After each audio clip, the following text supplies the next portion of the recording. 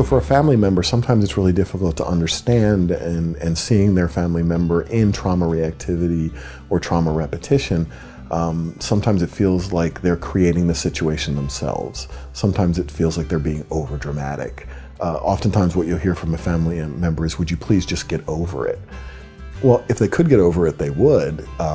If they could change it, they would. The whole pattern is set in place to keep them stuck and keep them in a cycle.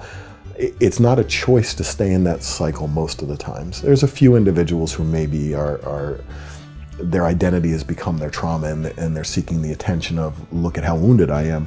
But I would say the majority of the folks that we work with are truly, truly stuck and have no idea what's going on. So from a family member's perspective, it's find compassion and find help. It's what I always look at is, why would anyone choose to live in that pain? Why would anyone consciously choose to have this happen over and over again?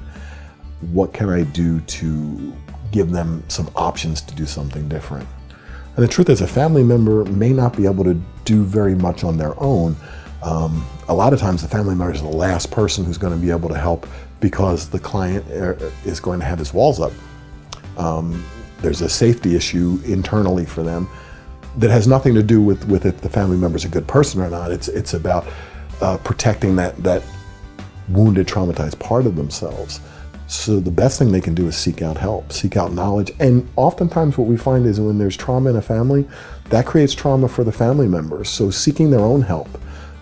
Sometimes if they're acting out with alcohol, certainly Al-Anon or Alateen, or if you come from a history yourself of the same family, but maybe you worked with it better, going to Adult Children of Alcoholics meetings, or just doing a little research yourself on what that's like.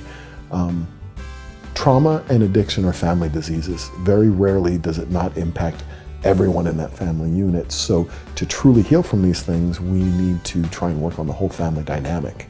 Otherwise, the client goes back into the situation and they've changed, but the dynamic hasn't changed, and it sets them up for failure.